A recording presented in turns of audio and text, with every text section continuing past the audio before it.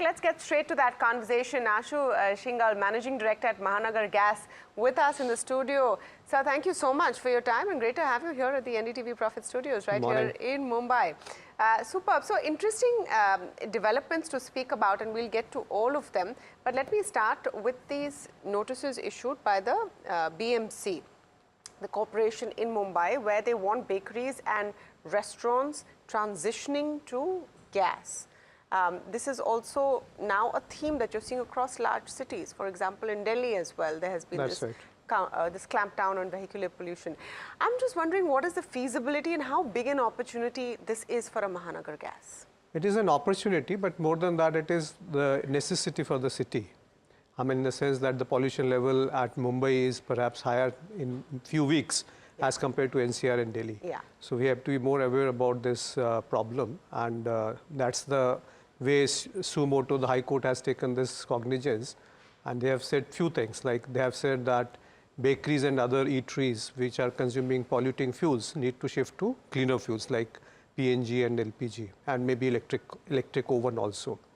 And also they have said that CNG and EVs to be promoted in place of petrol and diesel. Now coming to your query on bakeries and how we are prepared.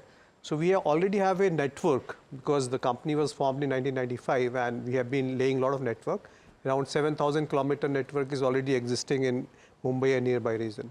So I remember that there is 480 bakeries which were mentioned in some BMC order or maybe High Court order, that these needs to be shifted. So out of that, 280 bakeries are there where we have the pipeline in front of the bakeries. Maybe we have to lay the last mile connectivity of around 50 meters, 100 meters or something like that. So we are prepared depending on the conversion, because they are currently using, say, coal or wood or some other fuels, diesel also sometimes. So they have to change the burner, they have to change the setup. We will lay the pipeline and they can start using the new fuel. But is it a bit of a hitch to get them to take on those extra costs? Yes. Some of these are very low margin businesses. Absolutely right. You know, they're not going to want to add those costs. That's right. Yeah. It's a very unorganized sector. Yes. I mean, many of the bakeries are very small scale where they are using wood because of the cheap and maybe quality also is there. But if you go for a oven where the gas is being burnt or LPG is burnt or electricity is burnt, then you get the magnitude is more. Like you can produce more.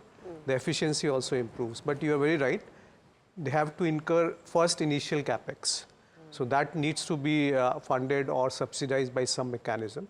Like in our case, we have been, I mean, there were some media reports that some deposits are being asked from the bakeries. But we have completely waived off that deposit. Like earlier, 90% bakeries we were not asking any deposit. But 10% we were asking deposit because the line of pipeline was to be higher. But now that we have waived off, we are also helping them to lay the last mile piping and also doing it at our own cost.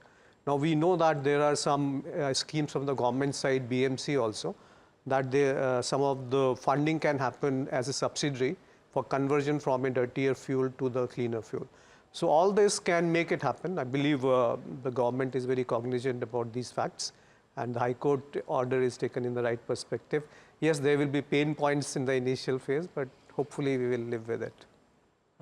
Mr. Shinghal, so what's the big picture of as we sit at the start of 2025 virtually, I mean the first quarter, what's the big picture for this whole clean fuel transition? Because there are two or three things, right? Electrification is picking up.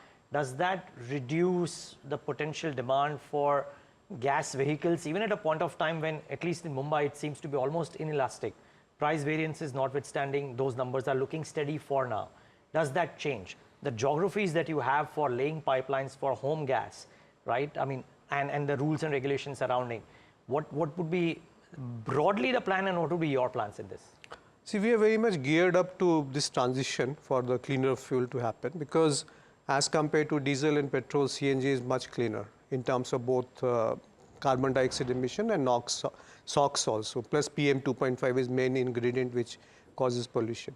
So we have been laying a lot of infrastructure. In last year, 50 stations have been added in MGL geographies and 35 more in our Unison acquisition. So 85 have been added in a base of 410 stations. So there is an addition of around more than 20% addition. And every next year also we have similar plans. So that is one part of it. We are laying a lot of infrastructure. Pipelines are also being laid. The second part is we have given a lot of stability to the CNG prices also. We are one of the cheapest in the country. And despite the fact that the deallocation happened in October and November, but we did not raise the prices immediately. We did some portfolio management to get what is the actual cost of procurement. We did some adjustment. We absorbed some cost. And in January, the deallocation was restored to the 50% level. So we raised some prices, 3 rupees, but as you rightly said, it is quite inelastic in the sense that a owner which already has CNG will always run on CNG. For petrol, it is different because petrol is a dual fuel. You can run the same vehicle on petrol or CNG. But we are launching various schemes also for diesel vehicles. A person, when they are going to purchase a vehicle, so we are almost funding 50% of the differential cost between diesel and a CNG vehicle by way of our CNG Mahotsav schemes. So that has also given traction. So overall, we find that we will be able to maintain, because of low prices, more infrastructure.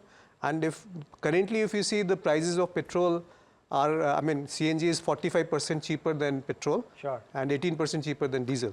So which is a good traction to convert to these CNG vehicles. So then, therefore, if I were to ask you, and we'll get to the minutiae in a bit, but if I were to ask you that if you were to look 3 years out, 5 years out, depending on whatever vision you may have, where do you see MGL then versus where you might be at the start of 2025, assuming follow a calendar year? Or let's say at the end of FY25, you're at a particular level, where do you see yourself at the end of FY28?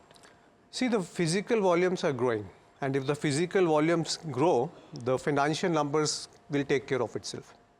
See, we are having a good margin also. Growth can be 1% also, sir. No, that's right. You are right. Also. If you see last decade or so, we have been growing traditionally with a CAGR of 5%, 4.5% to 5%. This year in 9 months, we have seen a growth of 11%. So definitely there is a momentum which has started picking up. If we take Q4 also, there can be another 1-2% addition. So year on year, last year it was 5.5%. This year could be 13%. So as you asked that next 3 years, we can see the movement at least double-digit growth every year. So if that be the case, our numbers will speak by itself in terms of physical growth. And that's what our focus is. If the physical growth comes, financial numbers can be slightly up and down, but definitely they will reflect in the financial results as well. We are pretty comfortable with that. Yeah. But you know, in your case, in this kind of company, there is one more factor, which is the policy factor, and we saw that with APM allocation back and forth, some impact on your unit economics and your EBITDA per unit in the last quarter. Then there was a reversal. What is the picture looking like right now?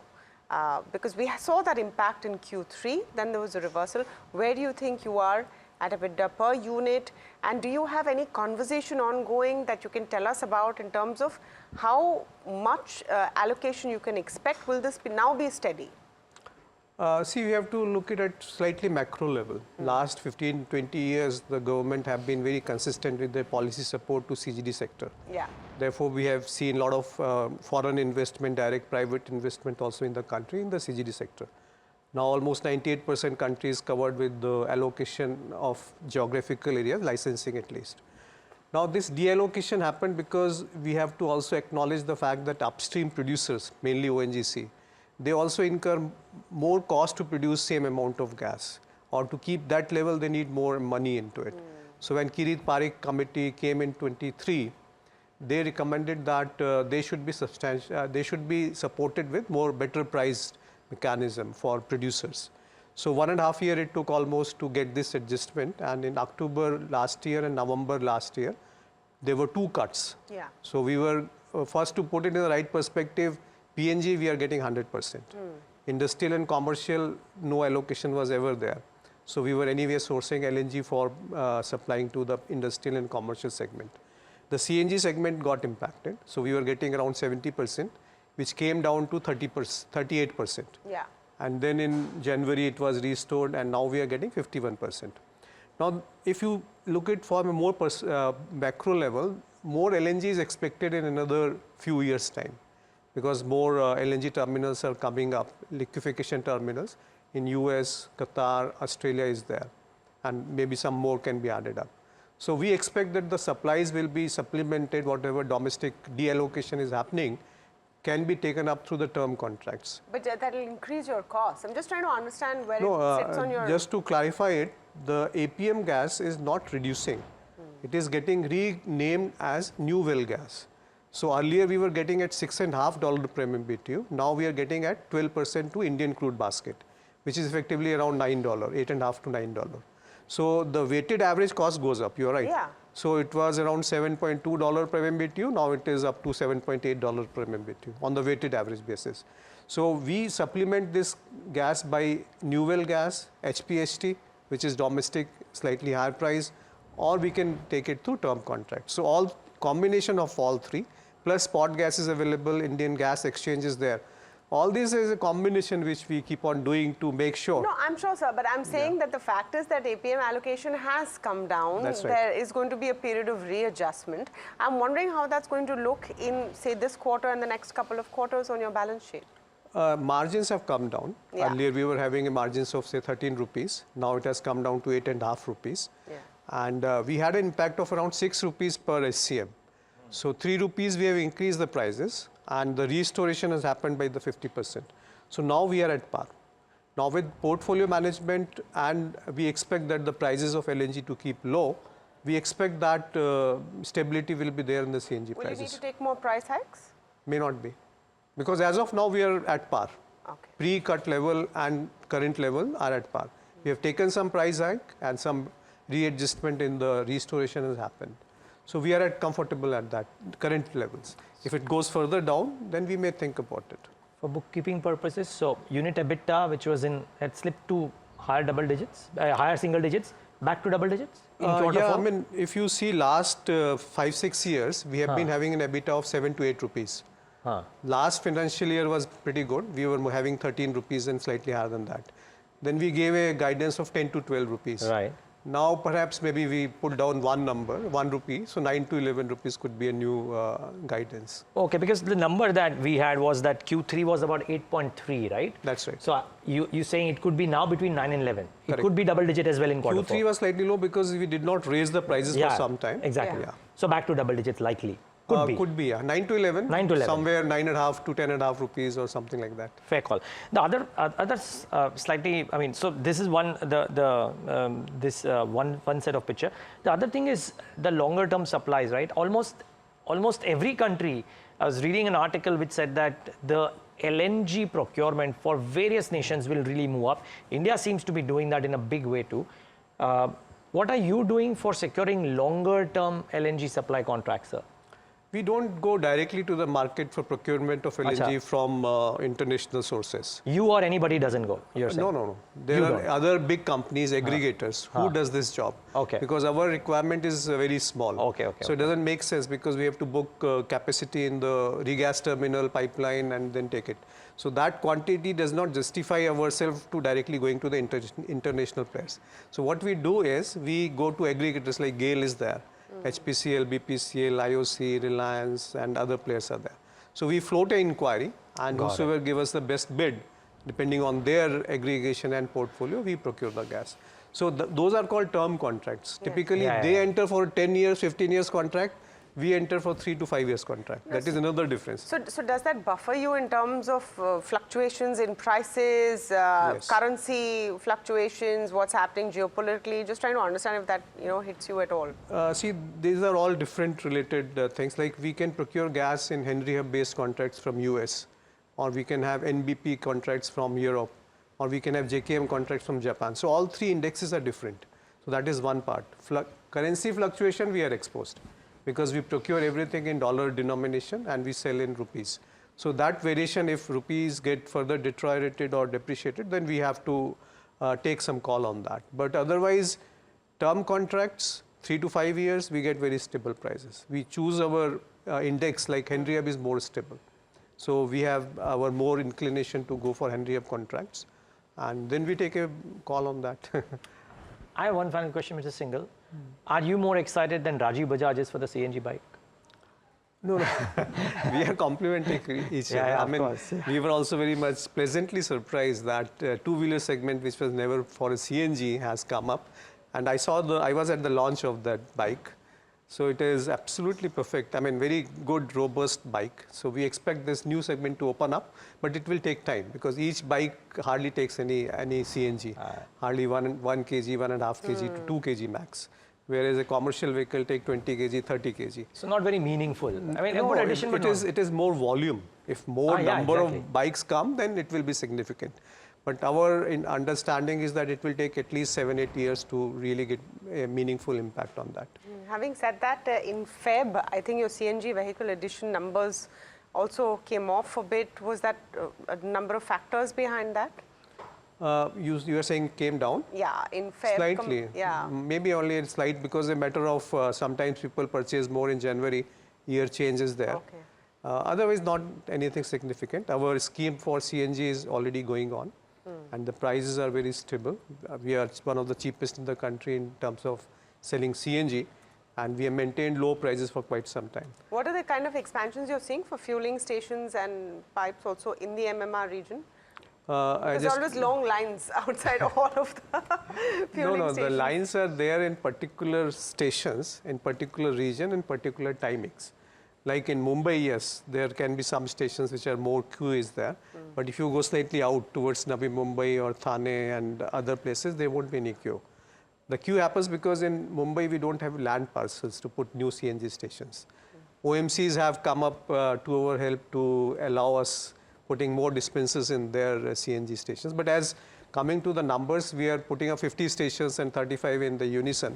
So almost 20% number we are increasing every year. Although Mumbai, yes, we will not be able to put many stations.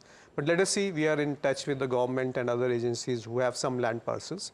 Even BEST, their depots, we are only using 18-20% capacity. So if 2 stations have been allowed for commercial vehicles on an app based. So similar, if more stations add up, then we will have more stations to fill up commercial vehicles. Just one last question, sir. There's a committee now in place for phasing out petrol and diesel. We saw some moves from the courts in Delhi as well. You are a part of that committee, if I'm not mistaken. Yeah. What is the outlook of that committee? And if this is a plan that comes through, what does it mean for you? See, it's a very positive development. If you see NCR, Delhi region, that happened somewhere early 2000 when the pollution level were very high in Delhi NCR. And because of several steps, one of them was phasing out diesel and petrol commercial vehicles and replacing with CNG. So the growth of IGL has increased in those 5-6 years in a good substantial manner. But more than that, there are several things which are being discussed. Like there are more polluting vehicles which are BS3 and below. Which are more polluting as compared to, let us say, BS6 vehicles. So it will be a gradual step, more practical approach. The recommendations are under deliberation. So maybe some of older vehicles and some of BS3, which are more polluting vehicles, will be phased out in gradual manner.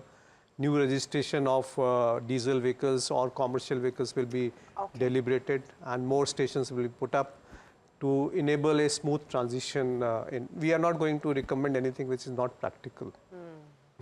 All right, so interesting times ahead, and I think these are some things which just have to be done over time. Absolutely. It's a no-brainer. Can't really wait for it any longer. And you're right, days of pollution in Bombay are sometimes as bad as Delhi. Higher than Delhi. Higher than Delhi. Terrible. Thank you so much for your time here and for this wonderful conversation. Thank you so much. It was, of course, the view coming in from Mahanagar Gas.